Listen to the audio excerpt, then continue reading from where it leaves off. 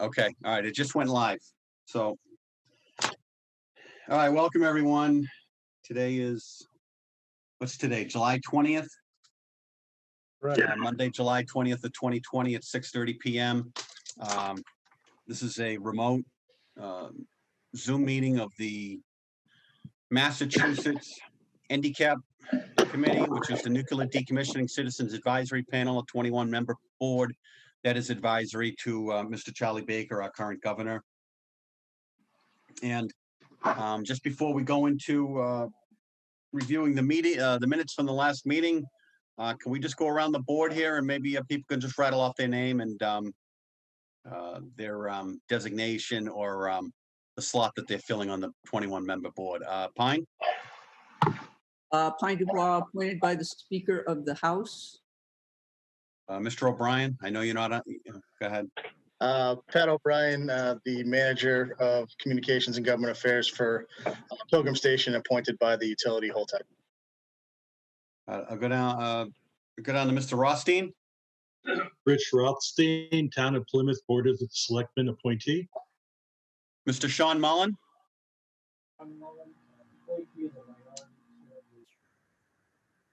Okay, hopefully the public heard that. Mr. Grassi.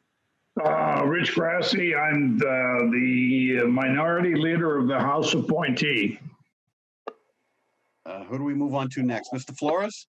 Yeah, John Flores, Governor Baker's appointee. We'll go down to David Johnson. Hi, folks. Dave Johnston from Mass DEP, and I'm representing the Office of Environmental Secretary. Okay, thank you, David. Mr. Paul Smith, how are you this evening? We'll come back to Mr. Smith. Senator Wolf? Yeah, Dan Wolf, appointee of the Senate President. Good evening. Samantha Phillips? Hi, good evening. Sam Phillips, Director of the Massachusetts Emergency Management Agency. Thank you, Samantha. Mr. Nichols? Good evening. Dave Nichols, appointed by Governor Baker. Robert Jones? Robert Jones, Health and Human Services, designee for Secretary Sutters.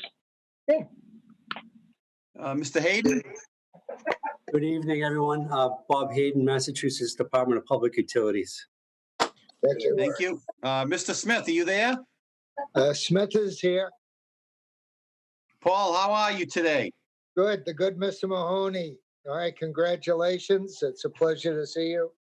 I feel comfortable a lot better with you sitting to my right or left side, Paul. Okay. I'll move a little bit. All right. Mary Waldron? This is Mary Waldron, Executive Director of the Old Colony Planning Council. And Mr. Moylan? I'm John Moylan. I'm the HDI Site Vice President for Pilgrim Station. Okay, thank you, John. And I think that's it for now, Pine? It looks like it is Bob Hayden in? Yeah, yes, I'm here. Yep, okay. Bob Hayden checked in. Thank you. I just missed you. Thanks very much. Thank you. So then we had minutes. Did everybody? I think the minutes came out today. They were pretty short and concise. I don't know if anybody had any. Before we go in, John, before we go into the minutes, in the chat room, Sue Whitaker just said that she is logged on, but she's not being seen. But she's, I just figured I'd just read that for you. Okay, is she having a problem with her? Okay, I see that. Sue Whitaker's here, but that sounds okay. All right, tell Sue we're. We got her. And yeah, she's going to try to log in again. Okay, on to the minutes. Anybody have any concerns with respect to the minutes that came out approximately 7? John, I don't have any concern with the minutes. I read them. They look fine. The question I have is Joe Coughlin was a member before and he's not now. He's not listed here. Am I correct? Correct.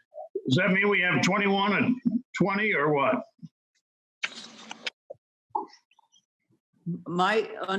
Should I say anything, John, or you wanted to address that? Yeah, I'm trying to. I believe the town of Plymouth needs. I think we might still be down one from the town of Plymouth, Rich. You're correct. That's right. I agree. Yep, and I'll follow up with Mr. Tavares on that. Thank you. Rich, you're did you welcome. want to address that by any chance? Rich Grassy or Rich Rothstein?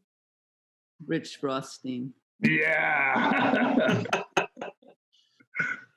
Okay, in a nutshell, when the enacting legislation in 2016 was passed, the town of Plymouth had the authority, the Board of Selectmen had the authority to appoint 3 members. One member was supposed to be a member of the Plymouth Nuclear Matters Committee, and 2 other members to be appointed would be some residents at large there. And at the time, Joe Coughlin was the acting chair of the Nuclear Matters Committee. The Nuclear Matters Committee on paper still exists. About a year ago, a question came up when the Board of Selectmen, I guess last June, a year ago, was determining liaisons to various committees. And there was a discussion, I think at the time, John, you may recall, between yourself and Mr. Tavares about who's going to be the liaison for the Nuclear Matters Committee. There was a question whether the committee was defunct or not. We checked in thereafter with our town clerk, Larry Pizer, on the question, and he got back to us at the time and said the committee was still valid. It had been unable to meet since March of 2016 at the time I stepped down because there was no longer a quorum of individuals on the NMC to post meetings, agendas, and have meetings. And Mr. Pizer said that as long as a person is on the NMC and they haven't either resigned formally in writing or were not reappointed, the committee still exists. On paper, and I even checked recently, is that 5 individuals, at least it hasn't been updated, still officially on the Nuclear Matters Committee. Actually, one less now since Joe Coughlin resigned formally in writing. So anyways, there are 4 people still being shown. And I guess the question now, John, is who will be the NMC representative? If the Board of Selectmen wanted to appoint a new person who's not on the NMC, then by right, I assume you could be that NMC member because your name is shown on there as an NMC member, not a liaison, but it's an NMC member. But otherwise, unless, the legislation says there must be an NMC member, so that's kind of where things stand. Or even Paul Smith for that matter, though he's representing obviously another appointment entity, the union workers entity there. So that's kind of where things are at the moment. Okay. Thank you, Richard. You're welcome. Any other concerns or corrections with respect to the minutes? Make a motion that we approve. Second. So that was Mary Waldron making the motion, and the second from who? Mr. O'Brien? All those in favor of approving the minutes, I guess raise your hand. And all those against? All right, so it looks like it's unanimous in of approving the last. I'll abstain. I wasn't at the meeting. 1 abstention, Mr. Flores. Okay. Mr. O'Brien, Mr. Lawson. Yeah, you're up. Thank you, Mr. Chair. Major projects update. Let me just share my screen and I'll get going. I am pleased to have with me tonight Mark Lawson, who is the Radiation Protection Manager for Pilgrim Station, and he'll be giving a majority of the update. I had talked to the Honorable Vice Chair last week and had really asked to focus on the site characterization study that's currently underway. So I'll start with just a couple of quick projects related to fuel and demolition of some of the. I'll turn it over to Mark. So let me just share my screen. Everyone should be seeing my screen now. go. Next slide. So just a reminder, this is the decommissioning schedule that was put together and in the annual filing. If you look, we are right around this July line right here. So we're into that first fuel campaign and the early demo that I'll talk about now. As you'll see during the slides too, we're coming to the end of that first fuel campaign. We will then take and move towards the reactor vessel internal greater than class C campaign and segmentation, and then back to the new fuel campaign, the final fuel campaign next spring. So while I'm talking, I'm just going to push play on this video. This is the fully loaded cask on the transporter going out to the pad last week. So we are on cask 9 of 11 has been loaded. We put in the pool today the 10th multi-purpose canister, and that is being loaded with fuel currently. The last cask of this fuel campaign will be in the pool next week and is scheduled to be finished up at the end of next week. Like I said, the next fuel campaign will begin the spring of 2021. In the interim, we will work on the removal of the control rod drive mechanisms, the CRDMs, beginning in August of this year, and then the reactor segmentation and removal of a greater than class C waste to begin in the fall of 2020. Pat, could you pause for a second? Absolutely. So I had a question from somebody about viewing your slides on the screen. Mm-hmm. If you move your cursor to the top of your screen, you should see a view options down box. You select 50%. You can see all of Patrick's slides. Oh, hold on a second. Sorry. Thanks, Pat. Yeah, I'm trying to figure out what you're saying, Jack. At the very top, right under your camera. Under my camera. To the right, there's a little tab, Pat, that says View Options. Right. The people that are viewing Patrick's presentation, if you move your cursor to the top of the screen, you'll see a window box that says you are viewing Patrick O'Brien's screen, and next to it, it will say View Options. If you select View Options and then 50%, you can see Patrick's entire slide. Okay. I fit it to the window and I see it that way. Or you can fit it to the window, correct? It's bigger for me if I fit it to the window. All right. Thanks, Jack. I appreciate that. So like I said, we'll talk about demolition of the outbuildings. So you'll see here the K1 building and the S110 building. The Kelly building, K1 building, is near the outfall. This removal is going to begin. It was the equipment was brought on site today to remove this building, so that'll begin this week. This building is being removed to allow for the construction of the haul path up to the new pad. Following that disposal of that building, we'll be moving over here to the S110 building. That is scheduled to be removed in the next few weeks. Currently isolating water and utilities to the building, and this area here will be used as a waste storage area before shipment later in the project. So we need the ground space for that. These two buildings here, this is the former chain shack maintenance, little maintenance shop, and this is the former gas bottle storage area. Those are slated for future near-term demolition. We are getting through these two buildings first, and then we'll get the demo permits for these two. But I just wanted to highlight those are the early outbuilding demolitions that we have scheduled. So Pat, can you go back to that slide? Yep. So when they do demolition, are they doing any, what are they doing for radiological monitoring of the ground and material around and underneath the building? Sure. These are going to come down to the pads themselves. We're not going into the ground on these, but Mark may be able to speak. I know that the surveys were done on these buildings, but Mark can speak to that. Jack, we're using the Marseille approach. Right. We're building structures and aggregate material for those types of survey plans for these two buildings in particular. So, if, Pat, could you put your cursor on the other next one over? The K1 of the S10. The one that's above future demo? Yep, right there. So the rad waste truck lot area is back there? Rad waste, yes.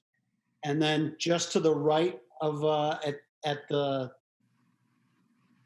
3 o'clock position, that's, you've got a hill. So we know that there was legacy radioactive material in those areas. Is that where it is? Okay. So, you probably don't have information for this meeting, but like, the future meeting or the side, probably, when we have a discussion with Dave Johnson at DEP and myself, we would like some more information on that area before they actually do any excavation. Sure. Thank you. And it'd be good to have a schedule too, right? I mean, if there's legacy contamination in there, it's right next to the boat ramp. Well, the boat ramps down here, there's pretty significant grade up to here. This is obviously not going to be touched during the demo of the buildings. The demo of the buildings is down to the pad itself, just for waste storage. So that's, I'll work with Mark and we can work to answer Jack's question. Patrick, before you move on, just a quick question here. Especially this time of year, you're going to get a lot of fugitive dust generated from the demolition work.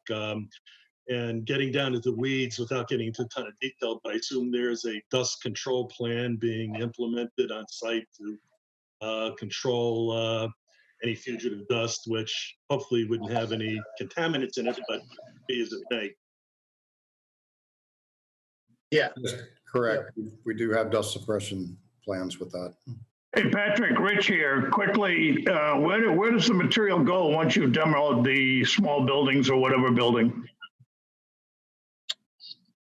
So we'll work with a waste contract. Mark, I'm not sure offhand if you know where we ship. No. Maybe a question for Jim Buckley, who's our waste manager. So it's off-site is what you're saying, and it's a subcontractor? Yes. Thank you. Yes, material will not be reused or recycled. It is going to a landfill. Yeah, so just for clarification, so as we work through this project and we're really just kicking off some of the demolition here, so that material, those buildings will be knocked down and the materials from those buildings will be packaged for transport, correct? That's correct. Not piled and stored on site and then later transported. No, not with these two buildings. We won't start rubble pile type management until later. Okay, thank you. Yeah, and these are mostly sheet metal buildings, just for reference. It's not hard concrete structures. Okay, I have a question for the good Mr. Lawson. Go ahead, Mr. Smith. Sir, always a pleasure. On the S110 building, as I recall, that was one of the original buildings at the site. There was an underground fuel oil storage tank, not 275 gallons, but the next size up of fuel oil. I know we're not going to be doing any excavation as we take these buildings down to the pad, but is it your intention for that to remain in the ground or to be removed? It will not be immediately removed. Very good. For this purpose. Mm-hmm. It'll be secured in place. That's my understanding. Yes, sir. Thank you. All right, Patrick or Mark Lawson. So the S110 site, correct. When you put your bullet point to the left that says this area will be used for waste storage before shipment at a later date, is that waste storage of the demolition of subsequent buildings, staging it there and then eventually shipping it off site? Is that what the intention is? No, this S110 area is to be utilized for the B and C waste of vessel segmentation. So Mark, you might need to do a little more detail for some of the non-technical people. Yes, in layman's terms, Mark, please. I don't want to answer the question for you. This area here in the fall, we're set up to begin segmentation of the reactor vessel for Gtcc. Some of that Gtcc, well, other than Gtcc, you'll have some B and C waste that goes along with that. And those that material will be stored in the appropriate containers out here at the S110 location. Right, so for our other members, B and C waste is higher level, higher radiation type material that would be stored in shielded transport casks on that area like a pad. And then they'd be loaded for transport, correct? Correct. And I can't see the entire picture, Pat, but obviously, looking at your slide there, the bottom right corner of that rectangle at S110, it's what, 50, 100, or 200 foot from the tree line? Yeah, that's what you're looking at is where it says Pilgrim Nuclear. That's the engineering support building. That's what the road you see is actually the road that brings you from the engineering support building up to the upper pad location. That's all on site, so that's not an actual exterior road to the facility. Okay. All right. Any other questions? Yes, thank you, John. I was hoping that either Pat or Mark could talk about how long the B and C waste and the GTCC waste would be left on site versus transported or off-site disposal and management. The GTCC waste will be part of the ISPICI pad. That type of material cannot be transported.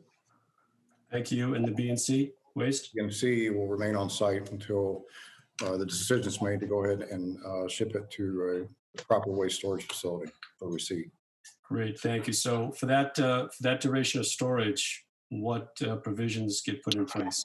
I understand that GTCC goes up for long-term storage with the spent fuel, but what are the plans for the B and C waste?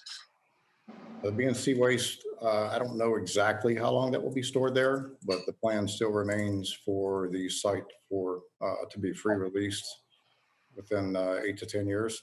So that material must be removed for that to occur. Yeah, so I think in simple terms, to answer Dave's question is, that area will be the best way to put it. We'll have a block system that will house those shielded packages before they are transported. That is also inside our protected area, so it's inside the security fencing and with all the safety and security that we have on the site. Thanks, Pat. Yeah, I was looking for, kind of understand if it was going to go to the IFSC, if it was going to stay at this location for some temporary storage. Sure. Yeah, this would be temporary. Temporary, but 8 to 10 years. No. So we're still planning to finish, as I had in the thing earlier, within the 8 years is still the decommissioning, and it would be moved. If I go back to, let me go back to here. When we talk about waste management, Class B and C and low level are in this waste management stream here. So you're talking in this time frame, which is 22, 23. That's what it looks like on the current schedule. And can I ask also, will it be besides a fence or something like that, will it be inside or covered somehow? It'll be inside a concrete block system. So it'll be gridded out and inside a concrete block system that is used to shield. But not under a roof? Correct. Patrick, just So let me, can I help my panel members? So during normal operations, that type of waste material was generated. They're stored in concrete steel casks, not much different than a dry storage cask. They're very robust. There was a cement block matrix. Each cask was in one of those matrix. What CDI will do is coordinate with a waste shipping company. They order that transport cask. It comes in on like a lowboy trailer. It's mounted to the trailer. Then the cask will be removed from the concrete matrix, put inside the shipping cask, the lid's bolted on, and then it goes to the disposal site. So this is I'll call it a normal operation. This is a process that has been done many times over the years while the plant was operating. This is not a new process. Thank you. Thanks, Jack. All right, if there's not any more questions, I will. John, this is Dave. I've got a question. Go ahead. So for the low-level radioactive waste, do you have a contract already for someone to take that, and it's just a function of timing, or are you still trying to negotiate where it's going to go? We're currently removing DAW, or dry active waste, as we're speaking now. We have low-level waste shipments that are occurring last week, this week, and the rest of this month. So there's no risk that you wouldn't have a place to send it, and then it gets stuck there. No. Okay. Question for Patrick. Sure. I think you said the B&C waste, or maybe Jack mentioned, is a little more radioactive than Class A waste.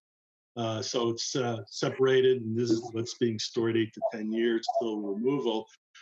Is there given there's decay going on, can B&C waste with decay become less radioactive, less contaminated, so it can be handled a little differently during that 8 to 10 year period on site? Yeah, I want to go back, Rich. It's not 8 to 10 years. We will move it off site according to the schedule, and we'll have the site done within 8 years. So just to clarify that, but I'll let Mark speak to the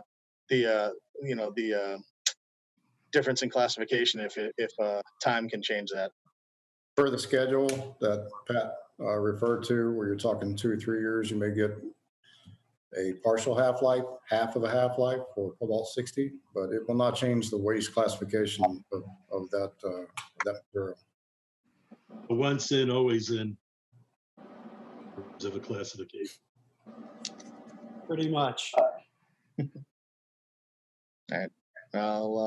With that, I'll turn it over to Mark for the characterization study, and I'll let Mark provide his background for the panel. Hi, good evening. I am Mark Lawson, RPM Chemistry Manager for Pilgrim Station, employed by CDI. I arrived at the Pilgrim site in December 2018 and assumed tenure here in my current role in May of 2019. You guys hear me okay? Yes. All right. Once again, I'm excited to be accountable for site employees and the public for radiological safety. I take this responsibility very seriously. So I've been involved in a couple of previous decommissioning projects, such as Fermi Unit 1. Jack, you're somewhat familiar with that. Also Rocky Flats Environmental Technology Site in Colorado for about 7 or 8 years. I've been in Navy Nuclear, been RPM for TVA, which is Tennessee Valley Authority, also DTE Energy, and prior test reactor applications at Battelle. So I appreciate the opportunity to communicate the status of site characterization.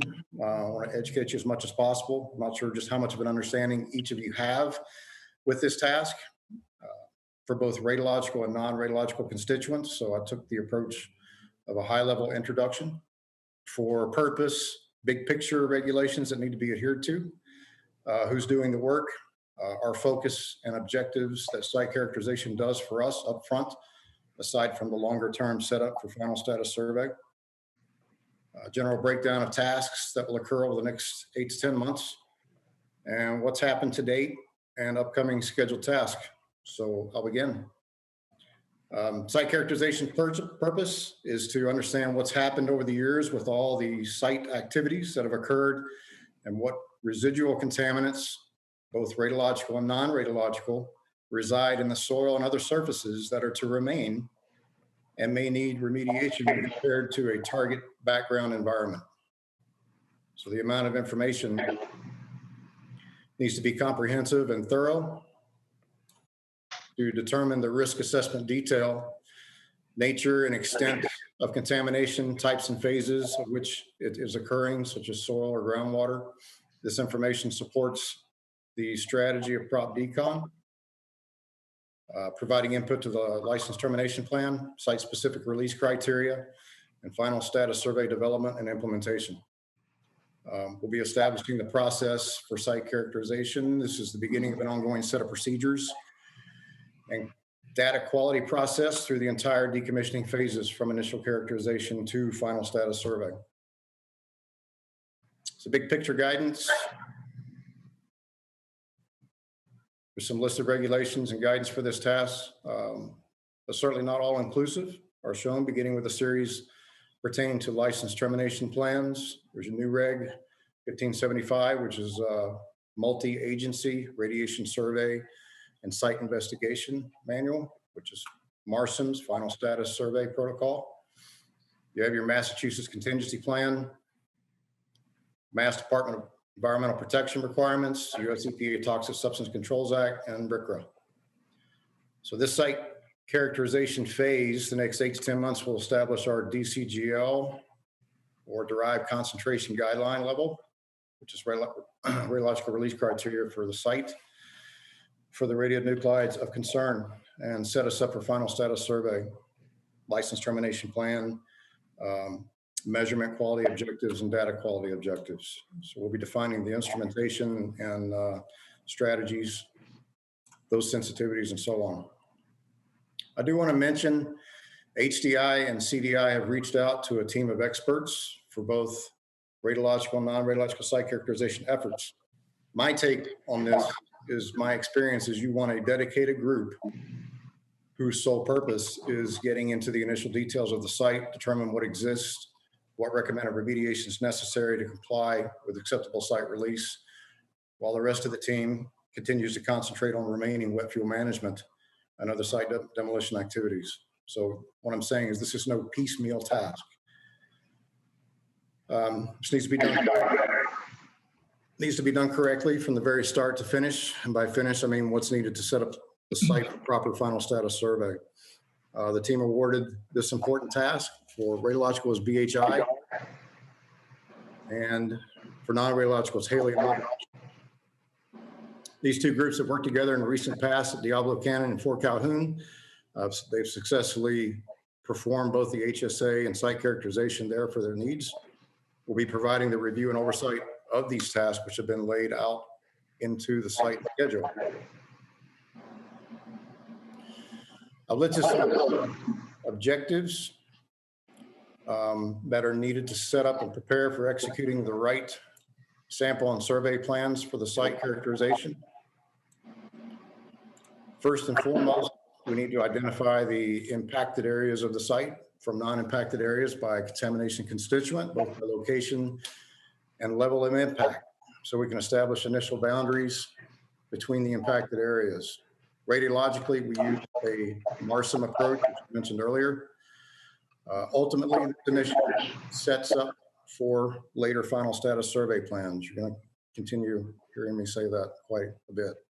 Up front, however, it does assist us in the development of a rubble pile management of structures during demo, verifying extended conditions of area zones from previous events, determine the extent of soil remediation needed, waste stream verification, and types and levels of isotopes. From these examples, you should see this information provides a multitude of input for the entire process of site cleanup. There's 4 general bucket tasks, possibly 5 if you break out the DCGL portion of it.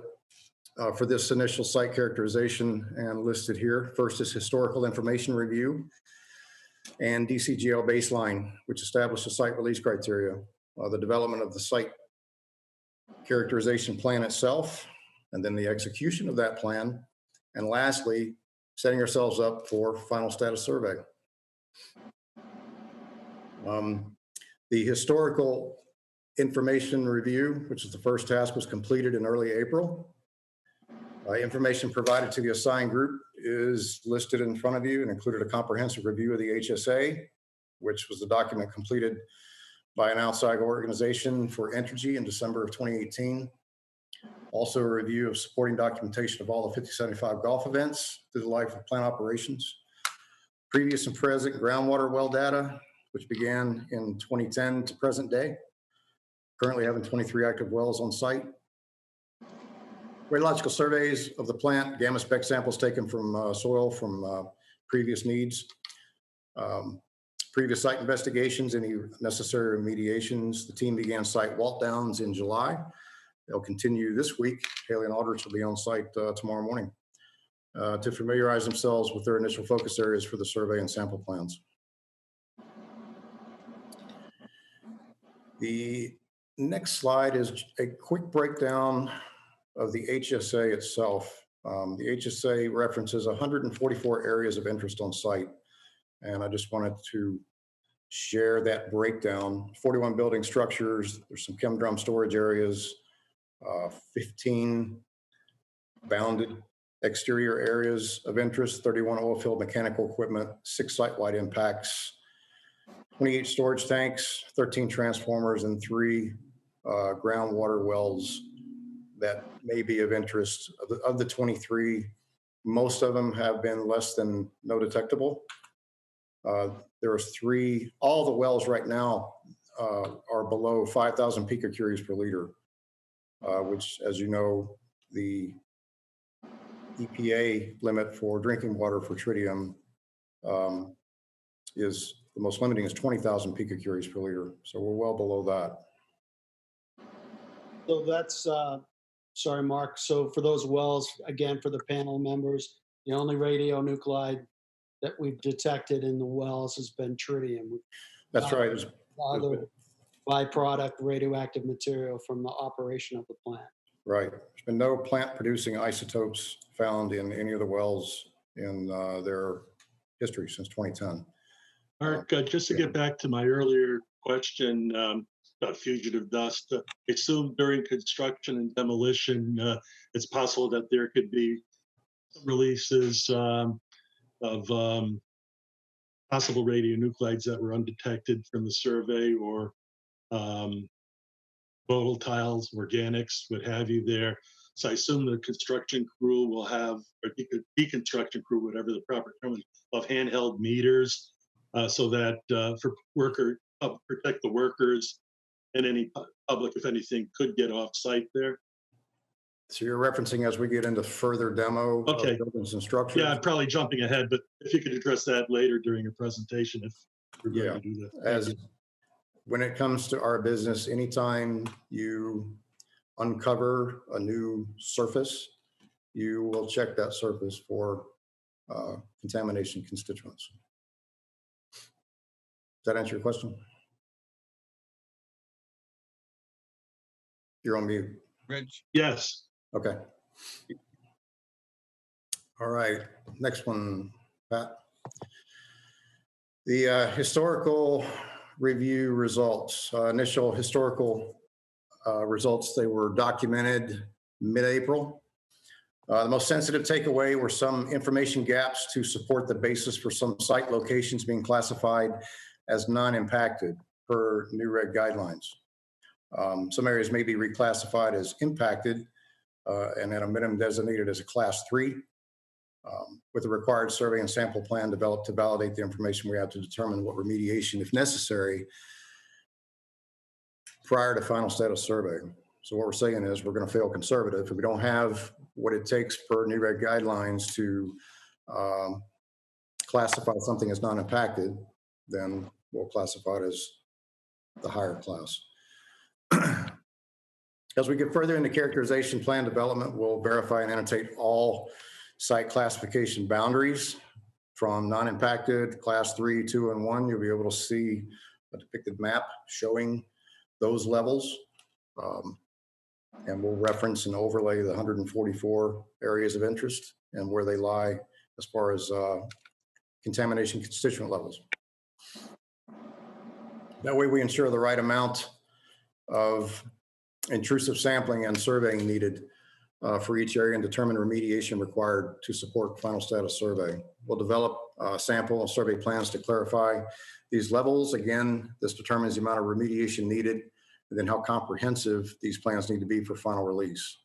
Haley and Aldrich is creating sample plans for final release as well for all federal and state requirements for non-radiological constituents. It was further noted in the HSA the terms hazardous and regulated were used a bit loosely. This notes to identify that there's specific threshold requirements and levels that determine proper use of these two terms. In other words, you can have an amount of regulated material in an area, but not necessarily enough to classify it as a hazardous area based on thresholds of that different material.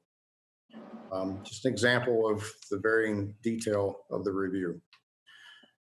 More information is needed to ensure we understand all the floor drain systems, parking lot areas, loading areas to determine their historical use versus making an assumption that a parking lot was always as such. Loading areas may have been used for transfer of material that may challenge the area release. Floor drains used for liquid disposal for other than installed room or area purpose. You can't just make those types of assumptions. It's a lot of good due diligence. Finally, there is 47 other specific areas that require more clarification of data gaps. And that's what the review was all about, is to find out what information is still needed and develop those sample plans to close those data gaps. It was a good review. Mark, what's the timeline on that? There a timeline on that, closing those 47 data gaps? That is part of the field execution from late August until the end of the year. And we'll continue to, generate additional sample plans as needed. Okay, thank you. Next task is site characterization plan development. There's many steps necessary to create a comprehensive site characterization plan for both radiological and non-radiological fields.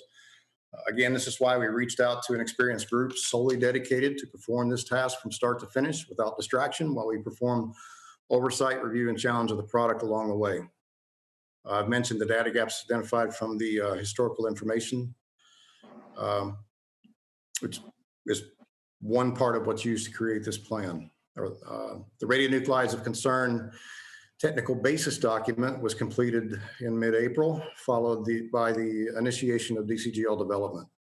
Also from there, radiologically, computer dose modeling is being utilized to determine the environmental effects of the isotopes expected to remain in both soil and surfaces upon the time of anticipated site release, and determine based on what we historically know today if we can meet the required radiological release criteria.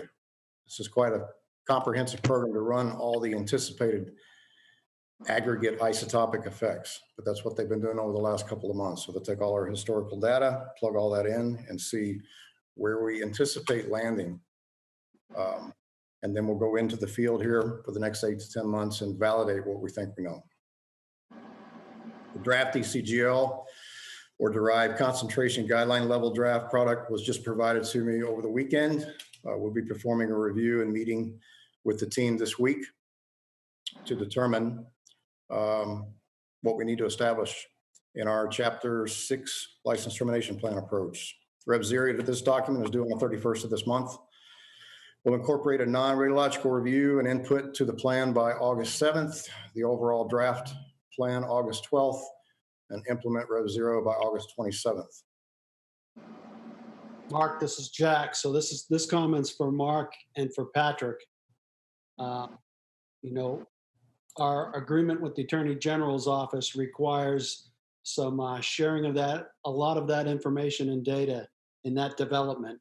That's a very aggressive schedule where we have not participated in any review or look at the scope of what you guys have collected for data to date. Yes, I'm working with Dave Noyes, regulatory assurance on site here, to make sure that we communicate what we need to and provide what's needed within those committed dates. You're not going to turn around a document of that magnitude in 7 days. So I'm just looking at the dates that you have there. They're really aggressive dates. They are.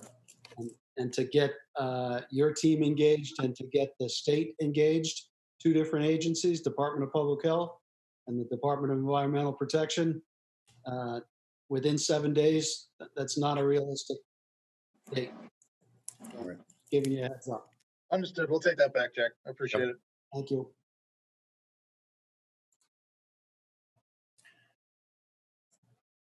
All right, what slide are we on here? All right. Site characterization plan, yeah.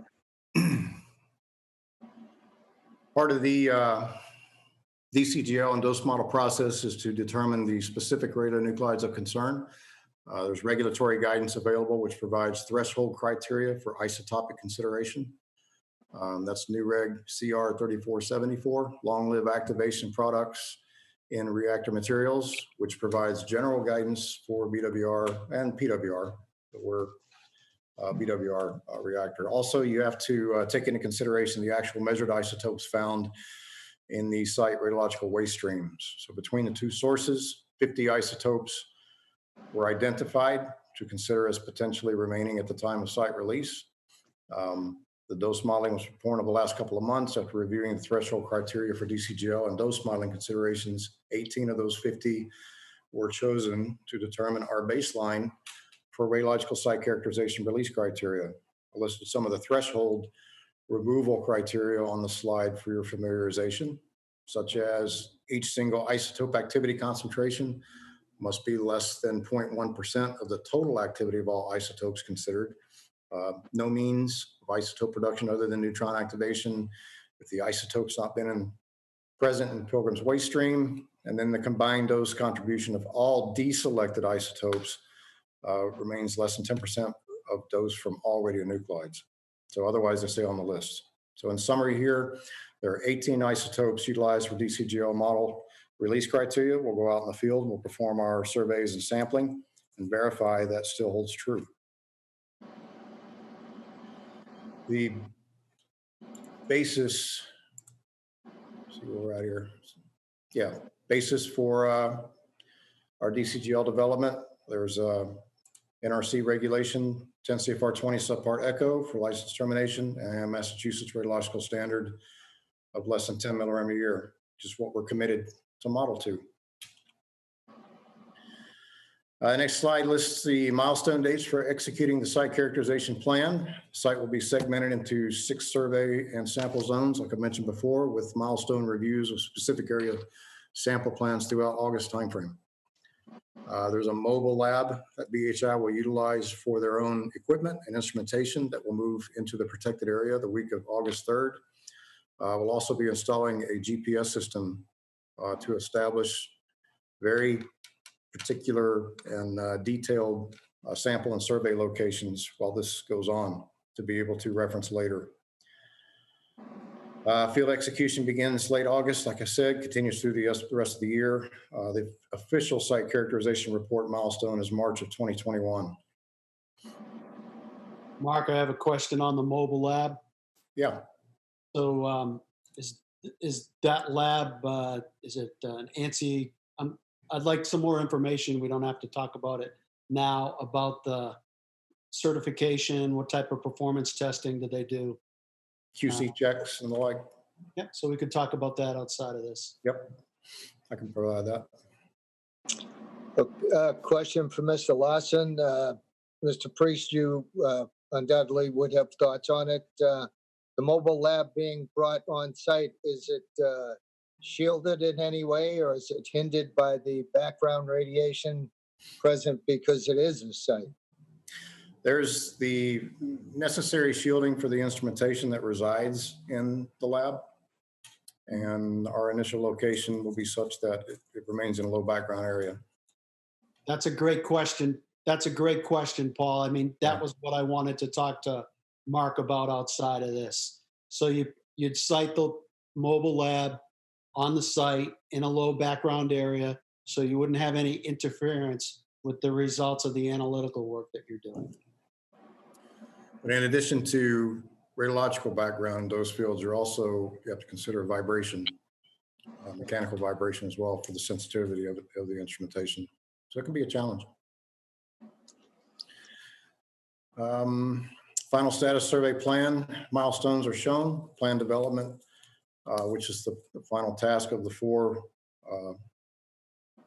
buckets that I referenced earlier. Plan development will begin January of 2021. Procedure development in March, and then plan and procedures Rev 0 in May of 2021. So this kicks us off into the final status survey portion once we complete this initial characterization phase. So I trust this information is at least somewhat helpful for an overall purpose. of this initial characterization phase. Regulations in focus, what's been completed up to this point, a bit of flavor for what it means to establish our site release criteria for our committed levels. As we get into actual execution of the characterization plans, we'll continue to provide updates, and I'll work with Pat on setting those up. And I do appreciate the panel's interest in the questions thus far. Thank you, Mark and Patrick, with that. Has a copy of that already been provided to the committee, Pat? Of the what? The presentation, the PowerPoint No, you just had. I will send that over to you and you and the vice chair, and then you can proceed to pass it on to the panel. Okay, do any other members have any further questions for Patrick or Mr. Lawson? No, appreciate the presentation. Technically excellent. Thank you. And I can appreciate that, Paul, and I just want to thank Mark. Obviously, I think you guys get sick of hearing from me every month, so it's nice to bring someone like him on. Obviously, that was a highly technical presentation. So if there's any questions, in the next couple of days, feel free to email me, and I'll work with Mark to get panel members' questions answered. All right, so Mr. Smith. Yes, sir. So on a scale of 1 to 10, technically speaking, that was a 10? Yes, sir. Okay, all right, just wanted clarity on that one. All right, sir. Mr. Chair, could I just say one thing here? Yes. And Mark, thanks very much. I feel like I've been waiting 3 years for that kind of a presentation, so I really appreciate that. I do want to know if we can get those reports that you referenced, the historic site assessment, the 70, the 50, 75, and any of the site characterization work as it moves along. I personally, there's not a prayer that I will ever digest all of this, but I sure would like to know more than I do now. I'll work with Mark to see what we can make public, and then I'll work with you on the side, Pine. I might be able to make available some of that to you if you come to the site. That'd be great. Thanks. No problem. Okay, gentlemen, again, thank you. Moving on to the next agenda item. We have agency roles and NDCAP working group. Obviously, numerous working groups have been in various states of progress over the last couple of years. Hey, John, could I just interject with a quick question? Absolutely. Thank you very much. Given our role is to sort of boil this down and present it to the public to keep the public informed, I guess my question would be, clearly what we just had presented to us is not something that we can present in a simple way with timelines to the public with expectations and criteria. And I guess my question would be, is there a way to sort of put this into a context that we can, publish something very short, either through the papers or send something out so that the lay people can get an idea of timelines and process and stuff? And I don't know who would do that, but I do think it's important. Patrick, you got a thought on that one? I'm thinking it's a good question because, let me work with Mark and see if I can just come up with I think what you're looking for is just a simple timeline of kind of what's coming down the pipe for the site characterization, just to kind of share. And I would love for someone from the interagency working group to sort of partner in that, to make sure that it's both the industry but also the government that has sort of ownership of how we present this. So I just heard you volunteer, Jack, is what I heard. That's what I heard. Yep. And Patrick, taking the terminology and putting that into layman's terms also. Sure. No, I understand. Thanks. You're welcome. So obviously back to just looking for thoughts, and we'll start off with Ms. Dubois when we talk about some of the working groups that have been doing various things over the last couple of years, and the agency roles. Are there any gaps in the whole coalition here as we move into the next year or two throughout this process? Is there anything that we need to reach out to the state and bring on board to in theory make this 21 body entity stronger than it currently is? So Pine, I'll hand it off to you. Thank you, Mr. Chair. I personally do want to keep the site the decommissioning and site restoration cleanup group going. And I had a question about what other working groups that we had, and if we wanted to kind of reestablish a membership so that we could have work groups aside that where we could dig into some of this stuff a little bit more, if, you know, for those of us who feel compelled to do that. So I would offer to continue that work group. I think, you know, this is sort of the meeting at which we'll reorganize, as you say, for the next couple of years. And I would like to keep that going. I'd like to hear from other members. Would you want to participate in that one or keep another one going? And what kinds of, you know, knowledge base do you bring, or what are you going to focus on in the couple of years ahead? Well, I was a member of that work group, Pine, and thank you for your chairmanship along the way. And I believe Jack was also a member, so I can maybe speak to that to some degree. I think you folks have heard in the past when the work group issues come up, I've lobbied for us to do exactly what we're doing today, and that is take a look at where we are and which work groups would be the best use of our time. You know, especially now that we have the settlement behind us, the agencies through the interagency work group are re-examining how we're going to be doing our work. And I know, you know, you heard a lot from Jack today. He's clearly, along with DPH, already digging in on their oversight role. Likewise, DEP is doing, you know, a similar function of assembling our team. So I think it's a good time for us to do the same thing here through NDCAP. And so I do think we need to be careful, though, in what work groups we put together. And I think before we can launch into deciding which work groups or how many we need, I would suggest that I think this group needs to hear where things land with Holtec over the next several months and where things land with how the decommissioning is going to be moving forward timing-wise after we meet with Holtec along with DPH in the middle of August and we see their ultimate work plan and what that's going to involve and the timing for the various work efforts.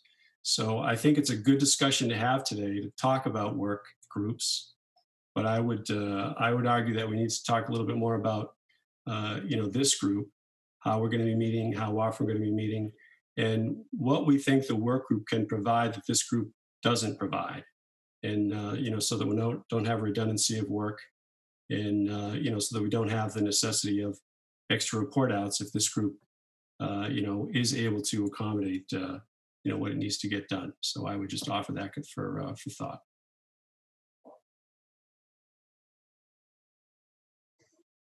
John, you want to just call on people around so that we can keep it in order?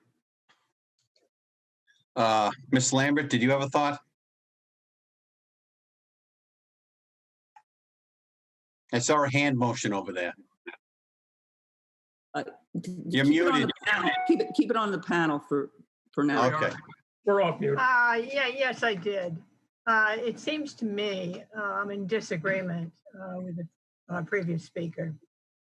Between now, the site assessment is going on now. It's on an exceedingly rapid schedule. What was provided tonight certainly did not provide information of any detail that was informative or satisfying. This group has asked for the historical site assessment for over a year. I don't see why the public can't see it. I don't see why the board hasn't seen it. Discussions were made, for example, questions were asked a long time ago. What geographic area is the site assessment covering? Is it the whole site? Is it just the footprint of the buildings? I still don't know the answer to that. I don't know the answer to, they were taking, I heard the word probabilistic analysis. Well, what assumptions are in that analysis? Are you looking at Beer 7? Are you looking at 1992 health risks? Are you looking at the effects of flooding due to climate change? What are you assuming? I want to know. I want to know what the scope was, and I think the board should know what the scope is. If you don't know what the scope of the study to the contractor was, then you don't have any idea of All right, Mary, Mary. be looked at. I would also Okay. include Just- spent fuel. Mary, I'm just going to ask you to continue those thoughts during public comment. I got a little off. John, can I add just a quick question because it builds on what Mr. Well, Lawson Mr. Chairman, I'm sorry, I need to jump in here. I think I respect the work and the intellect and the and what the Lamberts bring as much or more than anybody, and I have benefited immensely from the information they provided. But I do think we need to have clarity as we move forward. You know, if they're members of the NDCAP, I think that would be great. I don't believe they are at this point, and I think we just need to be clear of how this meeting moves forward. I know previously we've maintained our discussion to the NDCAP members until we had a dedicated. David, yep, my mistake. We have to, I'll move forward with clear delineation of roles. So Mary and James, I just ask you to, we'll hold your thoughts. We'll have an open public comment towards the end of the meeting. Fine. Does anyone else have any comment? Mr. Rothstein? I think, as Sean can attest to as our former chair, I tried to be very judicious about peppering him with things related to all the trade publication stuff and NRC and other agency regulations and the like that cross my desk every day. I certainly didn't have 28 hours in a day to go through everything, but I left it to Sean's discretion as to what he felt would be appropriate to circulate to the panel, whether or not anyone on the panel was interested or not, or an expert or not, at least a sense of what's going on out there. I don't think this has to be necessarily a specific working group, but give you an example. I think in the next year, maybe 2 years, you may remember back in 2017, 18, NRC came out with draft guidance in terms of revising its existing decommissioning regulations. And I think that that's supposed to get finalized sometime by maybe later 2021, 2022. It's going to happen. And whether existing facilities undergoing decommissioning would be grandfathered or not grandfathered remains to be seen. So there's going to be things to follow that could have an impact on what's going on here during the 8-year decommissioning. So 2 questions, at least for myself, as I see things, I'd like to continue passing things on, but not to blast the whole panel. But do you want me to send things like that to you, John, or to Pine, or to both of you, and you can decide from time to time? To both of us, Rich. Okay, I just wanted to get a handle on that. I'm going to try to be judicious, but there's things that again cross my desk every day. Even though I'm retired, you never can retire, as they say. So I just wanted to get that. But in terms of the working group, I don't think at this stage.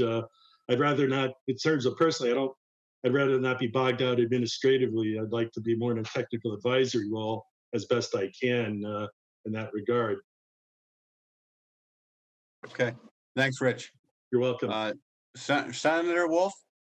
Yeah, Brian, I think you can speak to this. I mean, one of the things that I'm concerned about, I don't know if it's going to be the site restoration group or not, is I think it's really, now is the time to start. It may seem early, but to really start having the discussion about what can happen at that site based on how the cleanup goes, based on the ultimate removal of the spent fuel, which may or may not happen, or when it will happen, we don't know.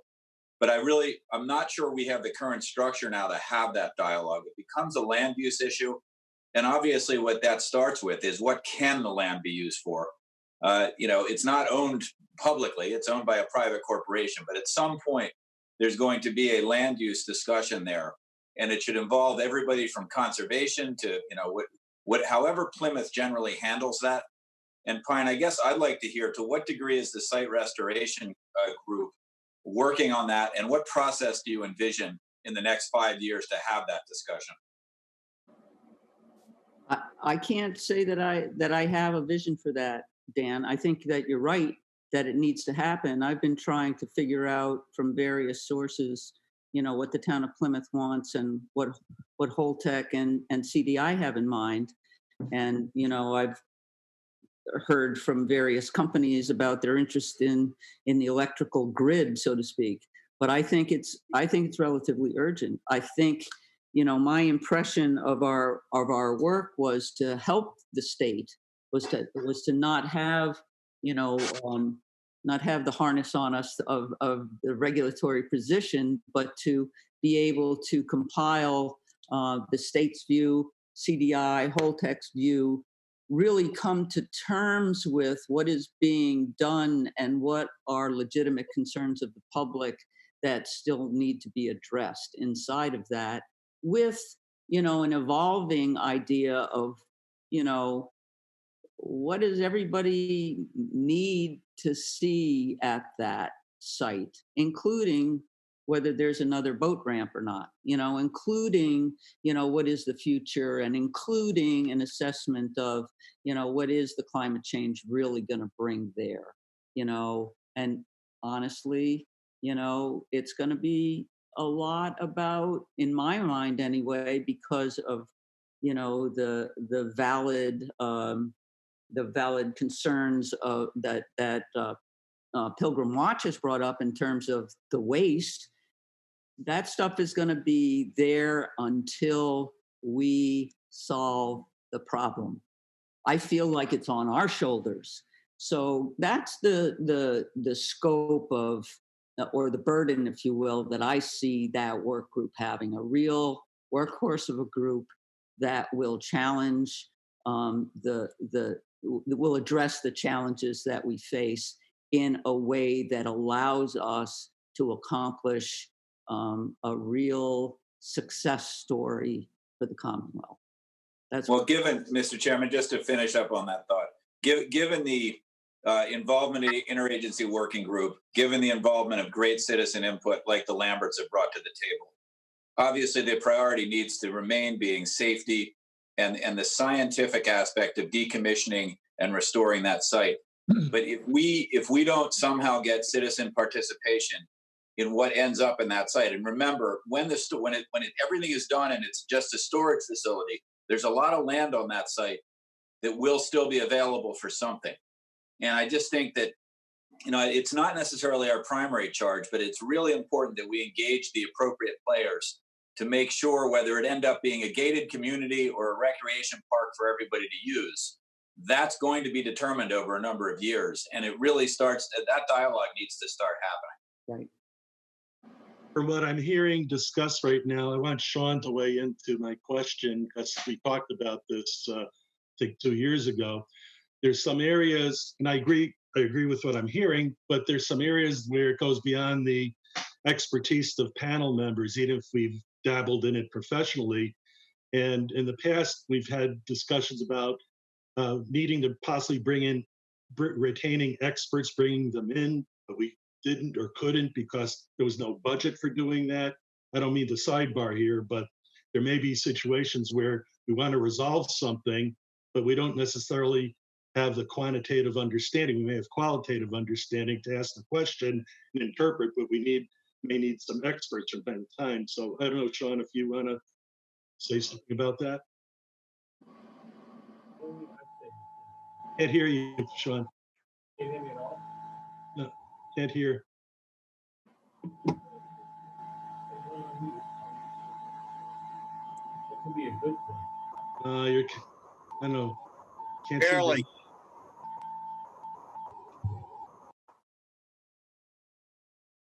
Well, I know John or Pine, you know, John, any thoughts on my comments? Oh, I would like to hear from the rest of the folks, honestly. There are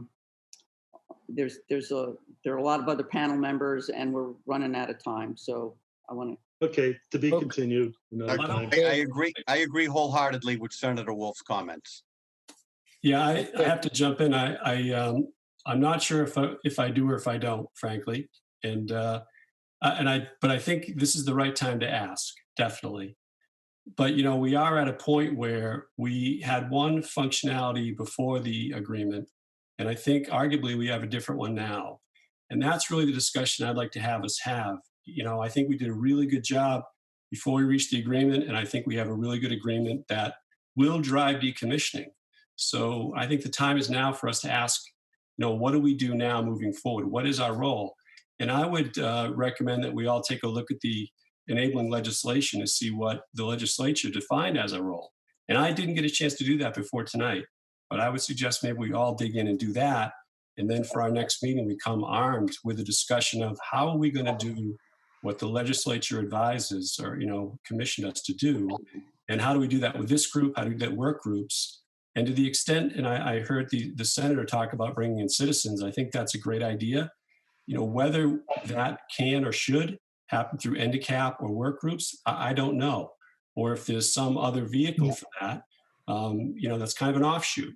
But in terms of the agency folks, I do think, we're going to be cautious about not, kind of doing more than we've been legislatively advised we should be doing. Mr. Chairman, I just want to jump into a couple things.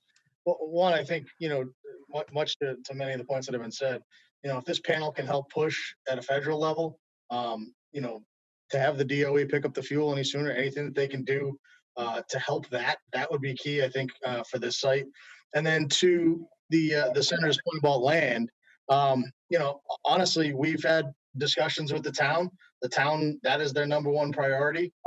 We have made the commitment that we will work with them on what the final disposition of the land is. They really, I think want to be the one spearheading it. They had the RKG report that did lay out what they saw for potential uses for, not just our property, the entire town, the available lands. So I think there's a number of things there. The town really wants to be the one controlling that. And, as, you did say, it is privately owned. It is a privately owned parcel. So we'll work with the town to find the final disposition on that land. Anyone else? Yes, for the good chairman. Mr. Smith, go ahead. Yes, sir.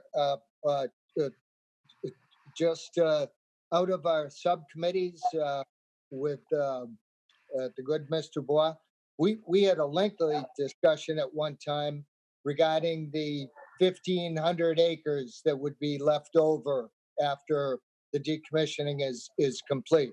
And that's looking ahead 8-10 years from now.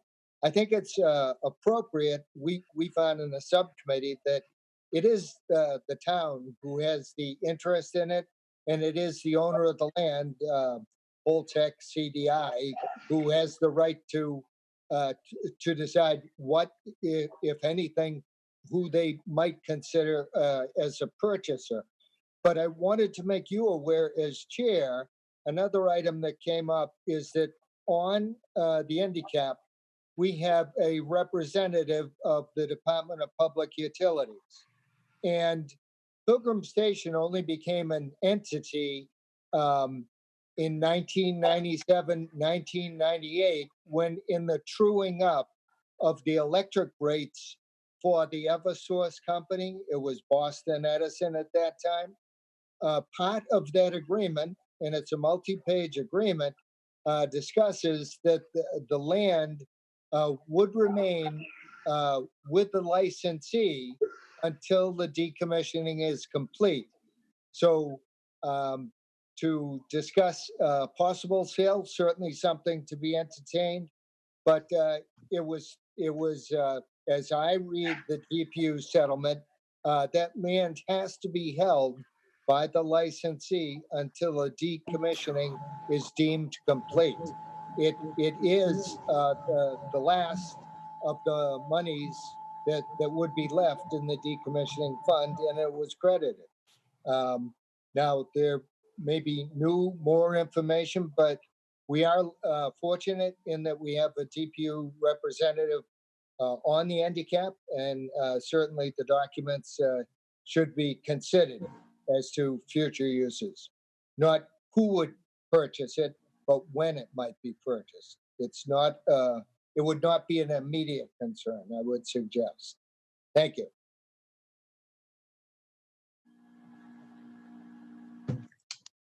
Okay, anyone else? All right, moving on. It's 7:45. All right, so the next agenda item is old and new business and talking about future meetings. As all of you, or a lot of you probably know, there was going to be no meeting that was scheduled for August. The next meeting was tentatively and hopefully going to be scheduled for Monday, September 21st. Obviously 2 months from now. In a perfect world, I have my fingers crossed that obviously under the guidance of Governor Charlie Baker, that I'd love to see us back to brick and mortar meetings. If that's not possible in September, we'll continue with the Zoom meeting. One of the things that I wanted to see on the agenda for a brick and mortar meeting, whether it be September, October, November, and I've already reached out to this individual, is Eric Johnson. Eric Johnson works for the New England ISO, which is the New England Grid. I'd like him to come into the committee, and he has a boilerplate presentation on the electrical structure in New England. I saw it 4 or 5 years ago. It's excellent. Obviously, it would have to be updated. Since then, the mix obviously in the grid has changed. The loss of Pilgrim, the loss of Brayton Point over in Somerset, the advent of more solar, wind, renewables, etc. So I would love to have Mr. Johnson come in, whether that be September, October, and November. And I just wanted to know if anybody else, we'll start off with Ms. Dubois, had any other thoughts about agenda items as we move into those 3 months in between August and Christmas. Go ahead, Pine. Paul, Mr. Smith, go ahead. Oh, I had no items, sir. Oh, okay. All right. So, Pine? I'll just say that I do want to get back to that discussion we were having a little while ago, and I didn't hear from most of the panel members, so I might be calling you up and finding out what your work group status is going to be, and Well, that'll be an agenda item for September, Pine. We can make that duly noted right now. We will put that back on as a specific agenda. Dialing further down into the working groups. Okay. And I'd like to hear from Mr. Hayden too, because honestly, I'd love to know what the Department of Public Utilities has in its mind here, and where, I mean, I know way more about DPH and DEP than I know about DPU, other than a couple of times that I've been in your hall, but, and that's very limited. But I do know the grid is changing, it's upgrading, there's a lot going on. So I think it would be very helpful for you to step up and give us some insight into your view of things, and I'll just leave it at that, basically. Sure. Go ahead, Mr. Hayden. Oh, right now on the spot? Okay. Oh, I'm sorry. I thought you were going to say something. No, I was going to say absolutely. I think as everyone knows, we no longer, I think at once upon a time, like Mr. Smith mentioned, 1997, or way before my time, we did, I believe, regulate the nuclear. But I think back then I probably had a full head of hair, so we're talking way back. But with regard to the working groups, would you like me to talk a little about that, Pine, or? Only if you feel comfortable now. If not, we'll definitely have an agenda item for this in September, Robert. Yeah, I'll just quickly say, I get a lot out of every single person on this panel. We get a lot of very smart people here and very good thoughts and ideas and minds. I think it's a real the folks involved. It's an asset for what we're trying to accomplish here. I do agree with David Johnson. I believe the statute for this panel, I think it says 4 times a year we're required to meet. I know and a lot has changed since we started. I know personally, speaking for just my agency, that we at the moment we're like neck deep in a rate case at the moment. It's all hands on deck, and it is. And I'm not complaining. It's just that's what it is. We are super busy with a lot of different things. I think that the people, we have some, really good people that may have more than one time that they could afford to, whether it's required or not. If you've got smart people that want to do the work, which we do, how can you why would you scale that back if you're ready, willing, and available to do it, as long as it's not, you're not duplicating efforts and you're not conflicting with other folks, the whole tech and anyone else. So by no means do I say not do it, but at the moment, at least for the next 2 months, I think me personally, I'm going to have a hard time finding time to do a little extra. But after that, it may be a different story. Hi, this Thank is you, Mary Robert. Waldron. Go ahead, Mary. So in just listening, and I apologize for not showing my face, but it's been a really long day and I would not subject this to anyone, but thank you. But I think there was a couple things, not only what the senator said, but also what Dave Johnson said. So I took over for Pat Schimmella as the executive director of the Old Colony Planning Council, right? We are so deep in terms of transportation, sustainability, all of the aspects of planning. And I just, again, started in November. So I think what I would like to do is take these next couple months, really look at that enabling legislation, talk about how, what sort of steps and strategy, at least from our perspective, and to dig in a little bit more to answer the questions about the working groups. On our staff, I have 18 people who are incredible resources for me and for this region. And perhaps I think that is the reason why the Regional Planning Agency is part of this group. And I just think that I would like to take these next 2 months and perhaps have some maybe one-off conversations with either you, John, or Pine, or a couple others, just to help really think this through a little bit further and deeper. And so as I think to the senator's point, this is the time and not to wait. And there is just those kind of comments really made me think and to speak up for really like my strategy in terms of the Regional Planning Agency. Okay, thank you, Mary. So, Pine, that'll be another agenda item before we move on to Mr. Rothstein. Another agenda item for September will be, a 5 or 10 minute discussion on the enabling legislation. Great, thank you. Richard. One last suggestion. You mentioned the New England ISO, and I think that's an excellent suggestion.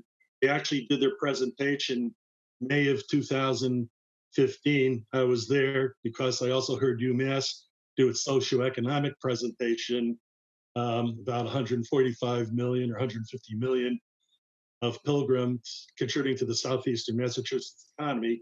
I gave a presentation from the NMC that night too. I think a good topic would be if we could get UMass back again or something like that, give an update. It's been 5 years, and just in terms of, I think it's good that Patrick has been summarizing meetings, what's been happening with some, helping the employees and but we're talking about the whole southeastern Mass here, so it doesn't have to be sometime in the next couple months, but at some point as an agenda item, I think it'd be good to bring someone in or that group in again to give an update on what they're seeing now, especially with the way the economy is now compared to 5 years ago. Okay, duly noted, Richard. Thank you. Anyone else? All right, we're going to move on to the next agenda item as it's quickly approaching 8 p.m. Annual report. Assigned work group, call for panel volunteers, call for submission. So myself and Ms. Dubois are going to work on, obviously there's been 2 versions so far of the annual report. Whether or not Governor Baker has actually read that is probably, that's up for some debate.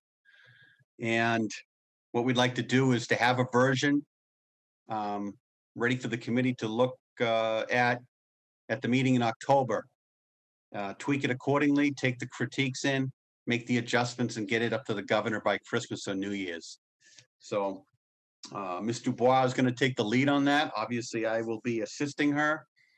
And if anybody wants to volunteer to help contribute to that, obviously don't be afraid of letting us know. Well, Pine? I think more than that, we need some commitment, from a couple of people on participating in what we want to tell the governor, because it's a report to the governor. So in order for you and I to shoulder that, we definitely need input from others.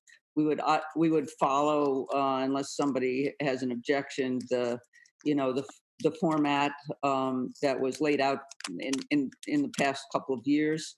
We'll follow that, but with the significant updates that we can provide, as a result of the IWG settlement and the ongoing concerns and, the kind of things that Mark brought to us tonight, I think. Jack, I know you have a lot to help people appreciate and understand. So I would hope that we would get a couple of people, barring assignments, that would volunteer to or offer to take a look at the past report and say, okay, listen, I've got work that I can submit to this.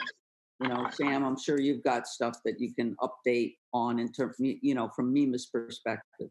What does the reduction in area mean to MEMO? How does that change the situation? Is there something the governor needs to know about that you haven't already told him that belongs in the report?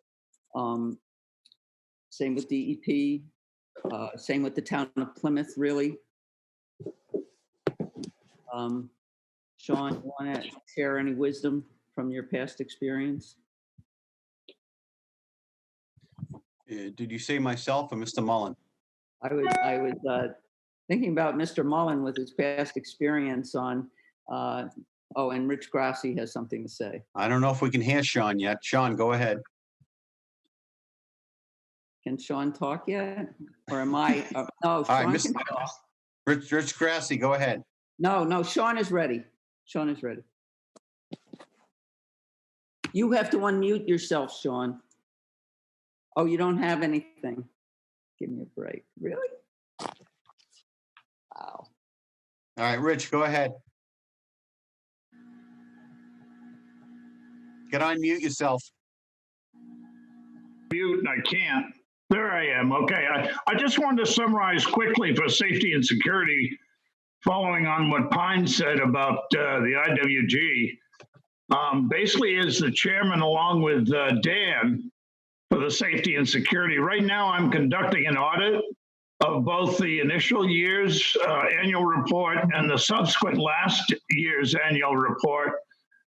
Basically, we provided those two reports prior to the IWGs and the agreement that they came out with on Holtec. And what I'm trying to do is come up with an idea of our recommendations and whether or not the IWG, whether they incorporated them in the agreement with Holtec and whether we still have something left over, residual. And looking at the annual report, I would think that we would want to align ourselves more closely with the IWG and what work we have in the future in terms of dealing with Holtec. I don't understand completely what the role of the IWG from this point forward is, and I'd like to hear that.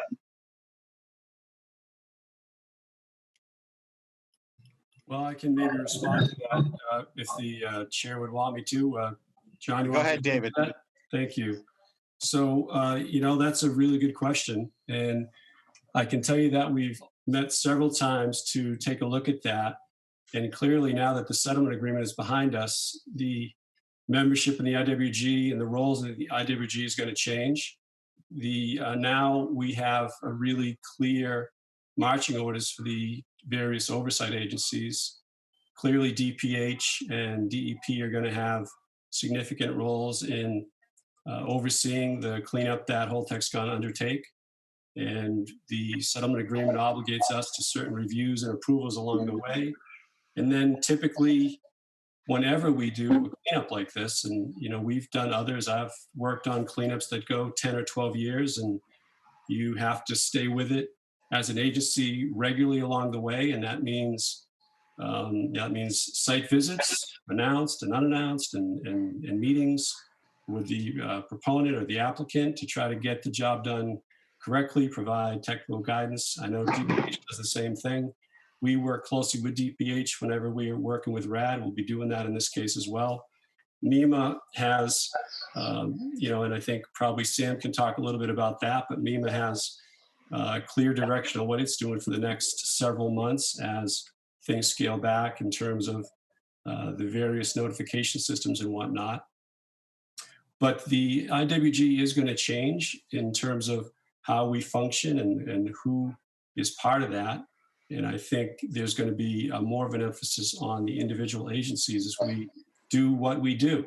And this is a cleanup like other cleanups, albeit a substantial and very important one, and a high priority one. But, this is how we do them, and we're going to do them like we always do them. So, I think you folks would be correct to be looking more towards the individual agencies for information. And we're going to be, doing our job, watching over this thing closely along the way. So I think that's sort of my initial take on the IWG. But, we're going to be getting together with them and hopefully we can speak better to that next time we meet in September. Thank you, David. David, quick question. In 2017, I think the IWG brought on board, retained a consultant to assist the IWG behind the scenes. I don't remember the name of that consultant firm, but they were specialists in nuclear decommissioning and the like. Are they still on board, or have they finished their contract? Where do things stand in terms of any additional support from outside groups? Yeah, that's a good question. The outfit's name was 4 Points, and they worked on helping Vermont get to an agreement for Vermont Yankee.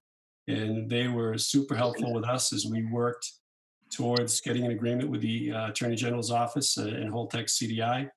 They are no longer on contract, although, they have been touching base with us along the way. And, now we need to look at whether they're ripe for extension or whether we should be looking in a different direction. I think, in terms of the contract they responded to, that work effort is really largely completed with the settlement agreement, which lays out the direction for decommissioning very clearly. And I think now it's really with the agencies to do their oversight work and Holtec CDI to do their work. This commission oversee it as we see fit. So there has been no decision at this point to renew 4 Points or bring on additional assistance. And, that would also beg the question whether any kind of particular assistance we would need would go directly through an agency. So, it's really a totally new, it's a new process now that we have the settlement agreement. So that's what we need to take into account. Senator? Yeah, first of all, I agree with David Johnson. I think that what we need to do at the next meeting is really look at the statute and form following function, need to understand what our function is going forward now that there is a settlement agreement. And I think that's really important. The other thing, as far as the annual report, I like what Rich said. What I think this annual report should be is a gap analysis between what the agreement says and what the interagency working group is going to be doing, and what we articulated the first 2 years as what needed to happen or what needs to happen. And that gap analysis can inform the governor as to how well we've done relative to actually accomplishing the work that we've done. And again, to all of the members of the interagency working group, and David, you particularly, I want to thank you because you really have done a remarkable job. Obviously, we're not all happy with every aspect of the settlement agreement. We never were going to be. But I can tell you, as somebody who was in at the beginning of this, to have that interagency working group and have all of the agencies engaged in the way that you are is a huge step forward. So the work isn't done, but I do think it needs to be redefined. And I think that's a great discussion to have at the next meeting after we all have had a chance to reflect on the original statute, where we go from here.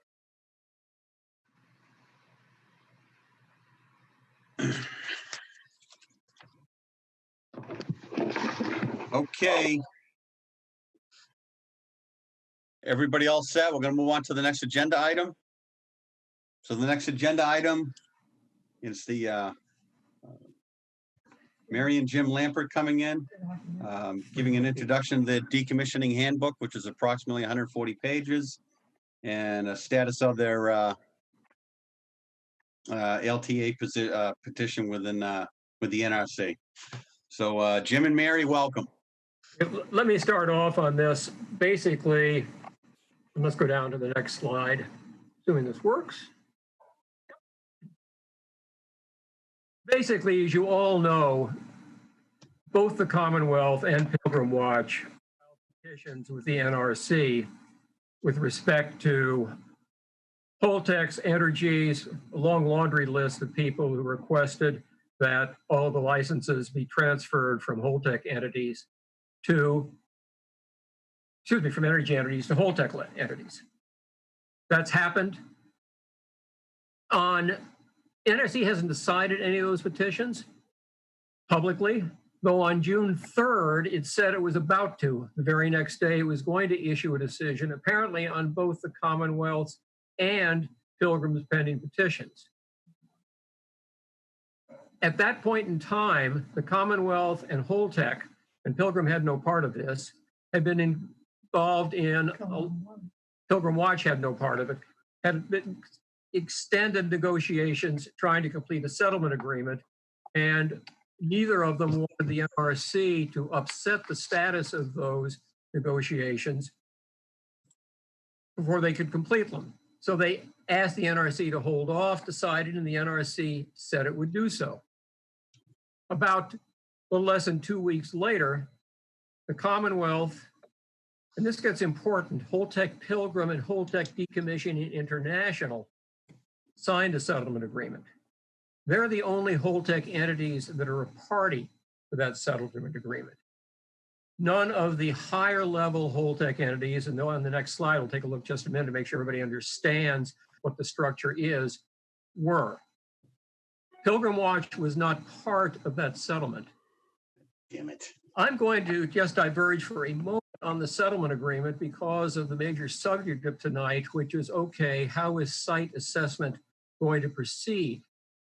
Mr. Lawson put up a series of slides with a lot of references to NRC regulations and dates going back to 3 or 4 months before the settlement agreement was signed.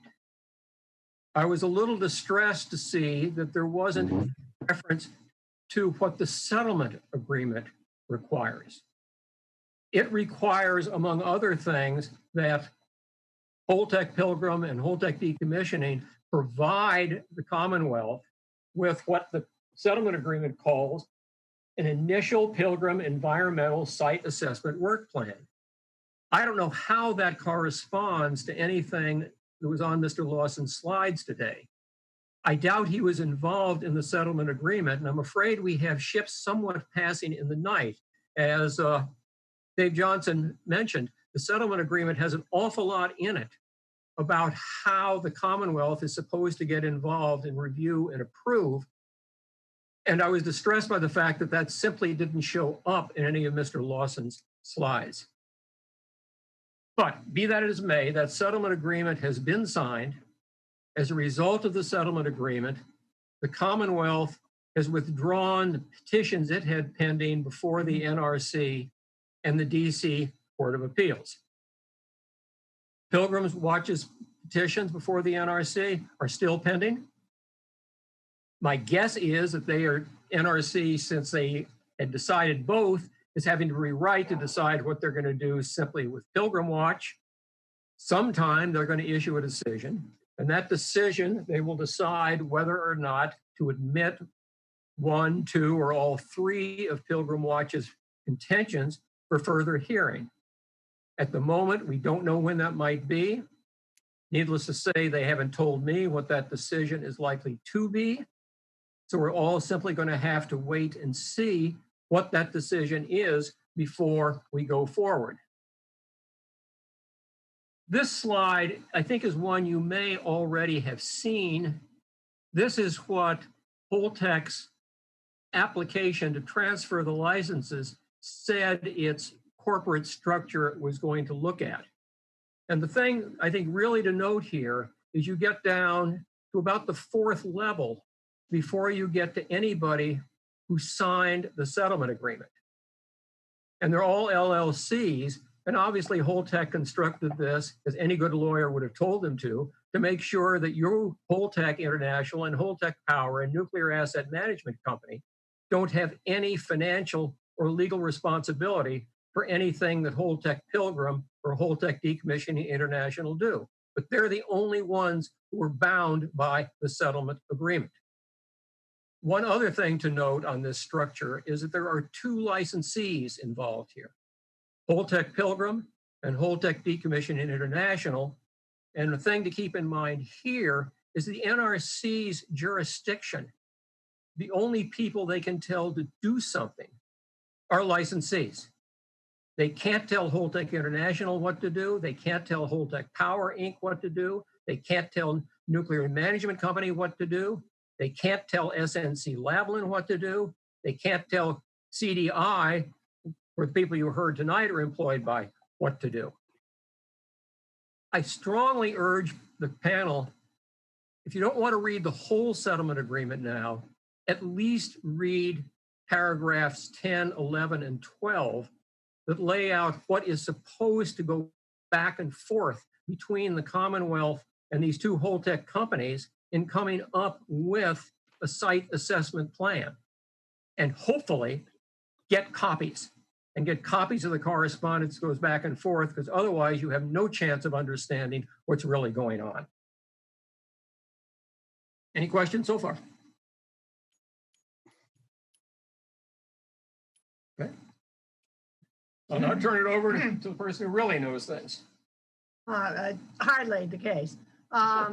I put together, or Jim and I did, a handbook, which we felt is very important because for the public, for elected, appointed officials, for this board to effectively take part in this process, they should know the facts. And so we organized it in a way that gave an overview of decommissioning, discussed the finances, discussed spent fuel, discussed site cleanup, discussed exemptions, regulations, what the legislature is doing for public participation, and an overview in detail of the settlement agreement. Because a settlement agreement has been signed, that is not the end of the game by any stretch of the imagination.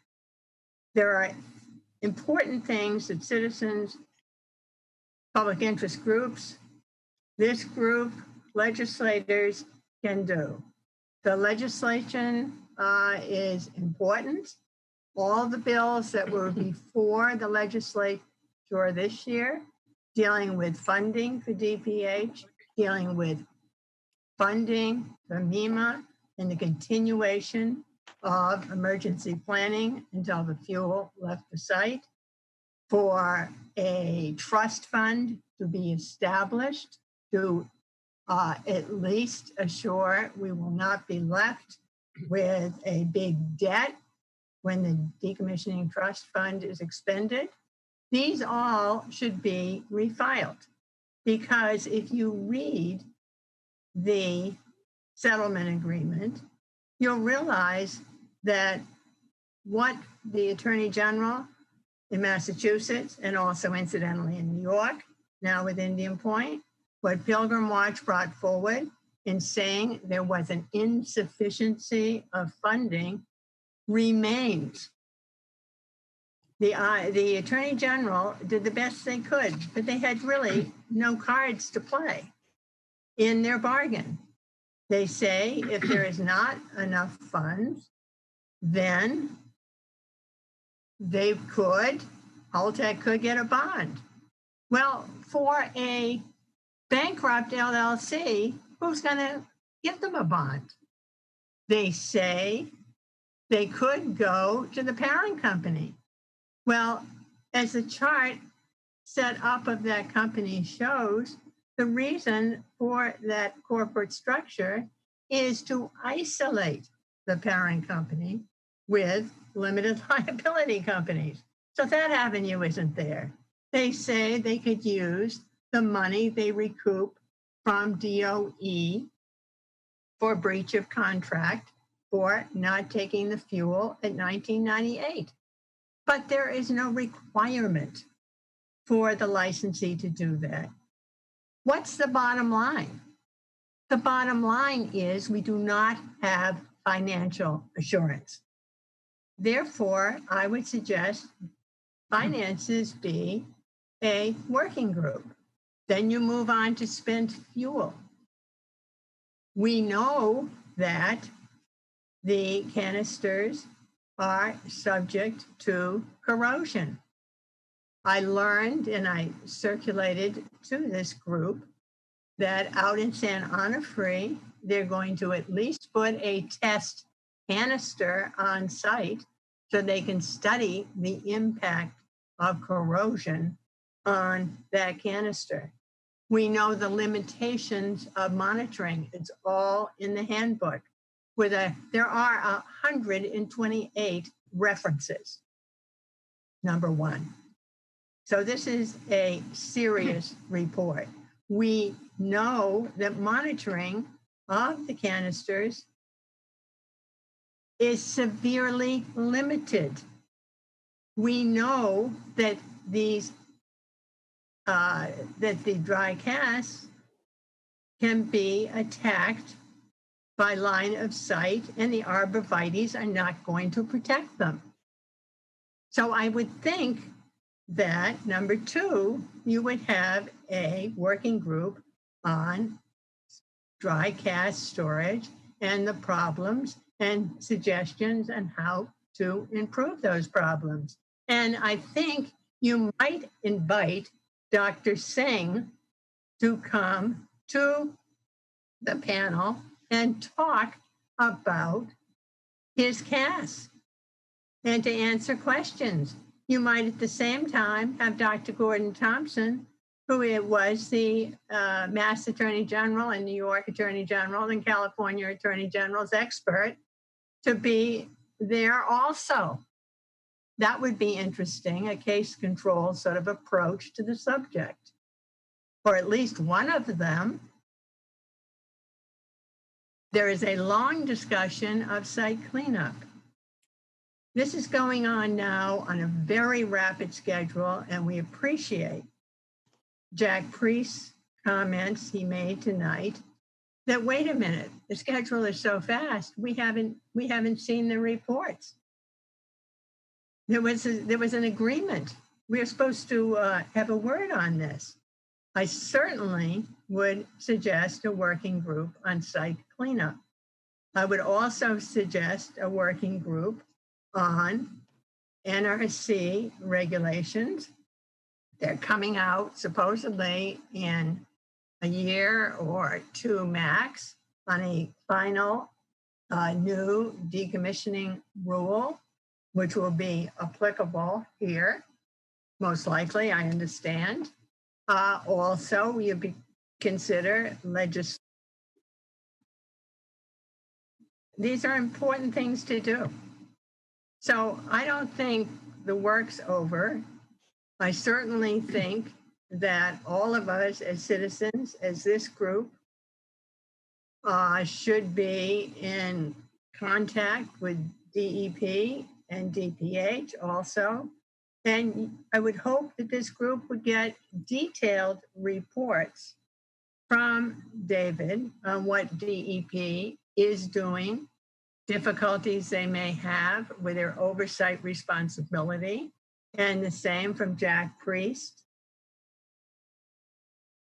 And so anyway, I hope this handbook you will find helpful.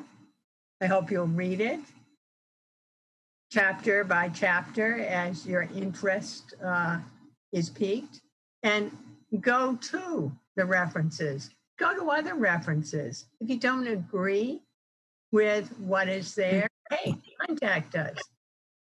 or send us your alternate reference that may disagree, because we're all in this learning process together.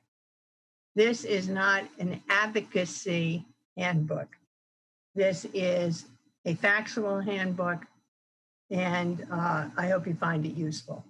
It's available on Pilgrim Watch's website. If you don't have a copy, pilgrimwatch.org. There's both an operations and a decommissioning handbook there. Click on the decommissioning because that's where we are now. And in case, if you go to it, and I would just also point out that one of the reasons the handbook is just came up in its new edition is we wanted to work into it what the settlement agreement says on these various subjects. So if you, for example, look at early site assessment, you will get not only the background on that, you'll also get how that works into what the settlement agreement requires. And the settlement agreement is clearly going to be key on going forward. And the suggestions on site assessment came directly out of the settlement agreement between the state of Vermont and North Star. As you know, Vermont had to approve the sale, and so they had a lot more to bargain with, hence they got more, and they asked for more.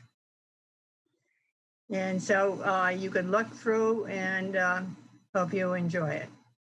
You don't have to read it all at once. I wouldn't call it beach reading, but it should be an important resource. And again, I think it lays out what working groups potentially could, and I would say should be, going forward. All right, Mary and Jim, thank you very much for that presentation and your work on this. Does anybody have any question for the Lamperts on this? Can you not share your screen anymore so I can see the attendees? Sure. Thanks. Mary and Jim, just out of curiosity, how many manpower hours did you put into compiling that document? Hundreds. I'd say I started working on collecting the data, a decommissioning section in my files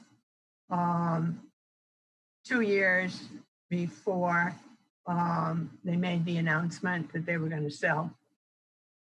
Because it was very clear economically that Pilgrim was not making money, and they were going to sell. The handwriting was on the wall, so the question became when, and then it became important to start looking at what happened in Maine, what was happened in other sites, what the regulations were about Holtex canisters, etc.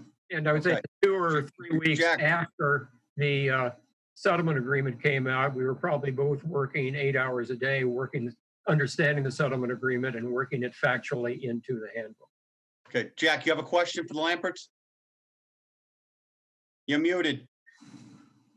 Thanks. I just wanted to thank them for the level of effort, and I really encourage our panel members to go through that document. We had a lot of technical information tonight, some terminology people have probably never heard before or heard it in passing. It's a really good primer document to get us up to speed as we see these presentations over the next few months. So thank you, Joe.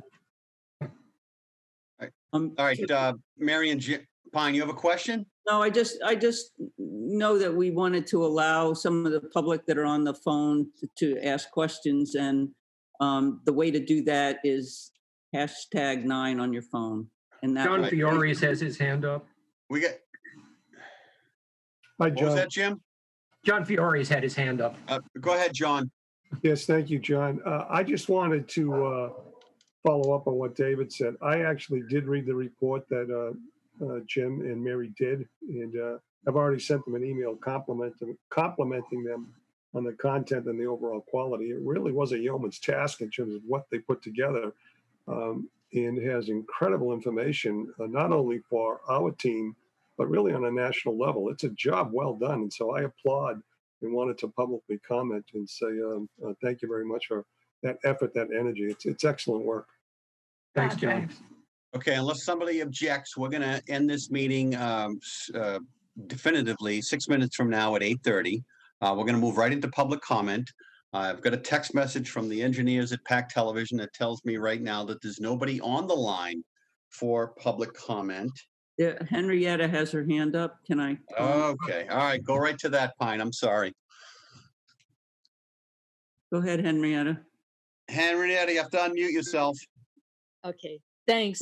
Thank you so much. The time is so short. I'm not going to try to say anything substantive. Just great appreciation for Jim and Mary for the incredible work on the handbook, which is one of the reasons why I became involved as a citizen 5 years ago when we moved to Plymouth.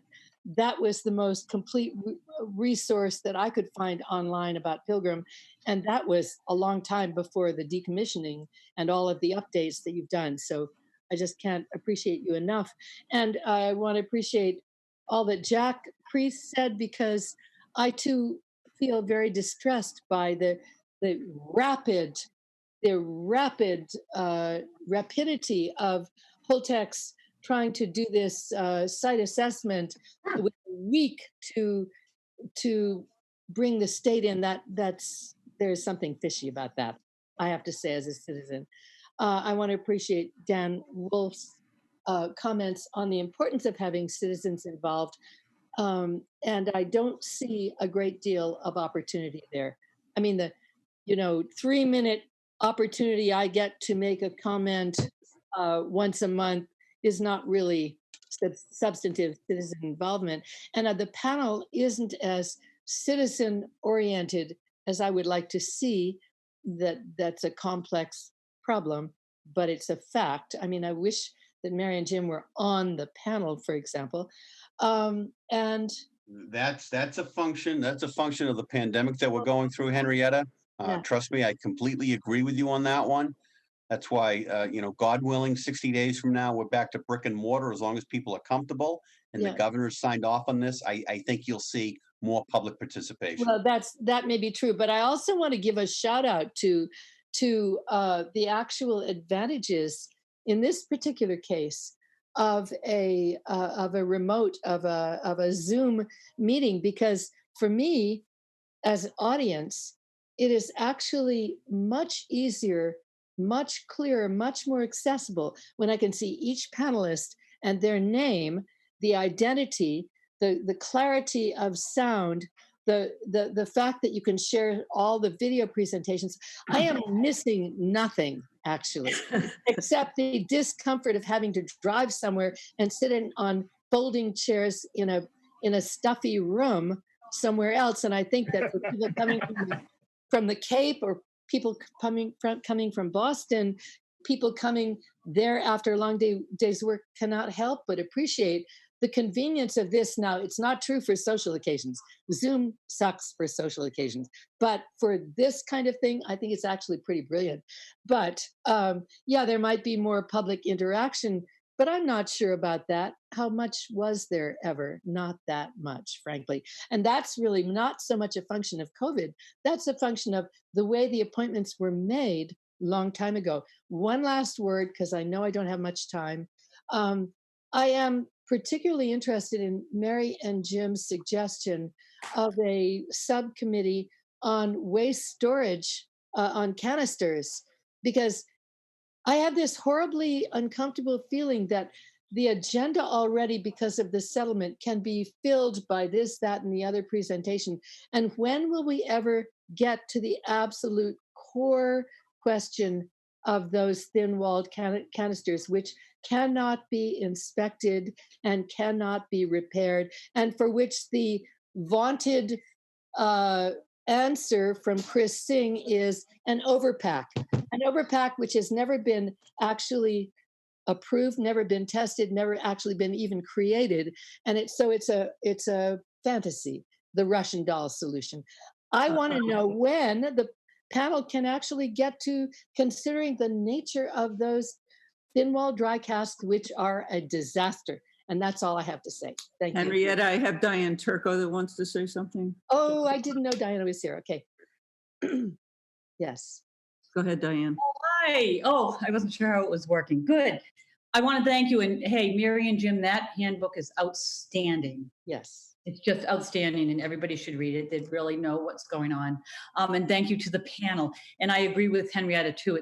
It sounded like Holtec was really moving too fast without really engaging the state as they said they would do. No. But what? Sorry. No, I mean, it's just not engaging the state. Like Jack had that question about what's going on. I just want to make one comment, Diane, because we do have commitment dates in the agreement, and Jack knows this, and I've talked to Jack. Okay. And there are certain dates, and we have not missed any commitments. There are certain things we have to provide. Okay. Things. Okay, good. Okay, so, but I was wondering, and I had to leave because my grandson's here, so I'm just back. Is there any consideration on the panel to be looking at the aging management plan? Because I thank you, Pat, for sending that information, but the aging management plan, it looks like the first inspection will be on the 20th anniversary of the initial overpack loading at the site, which is 2034. That's not in the scope of the NDCAP. Okay. Oh, darn. Okay. Well, we'll stay on it. I don't know. Probably Done. John. That's too bad. That's it, John. All right, fine. We all set? Yes, we're And all. also just, again, I will reinforce with what Henrietta said too about the dry casts. We know the Holtec high storm 100s are only certified for 25 years. And we don't like to be part of that experiment. We need thick canisters to hold that waste. Okay, thank you. You're welcome, Diane. John. Enjoy your summer. Go ahead, Jack. One more thing. Yeah, really quick. Every time I've asked CDI Holtec for information, they've been timely. My point was we've got some dates that are running up and we need to make sure that we provide opportunities for us to be able to sit down and review it. I did not say, and I'm not inferring, that they have not been cooperative in providing us documents when we asked for them. Okay. Thanks. Duly noted. All right, we're going to move forward. We're shooting for in a perfect world. God willing, if we continue turning in the right direction under the leadership of the governor in Massachusetts, we'll be back to brick and mortar late September. You'll all be aware of that. If you have any other agenda items, don't be afraid to pass them along to Ms. Dubois, myself. And having said that, is there a motion to adjourn? September 21st. Monday, September 21st, correct. Move to adjourn. Second? All those in favor? Hey. Aye. Okay, thank you. Enjoy your summer, everyone. Thank you. Thanks very You're much. welcome. everybody. Thank you. Yeah, good night. Jack.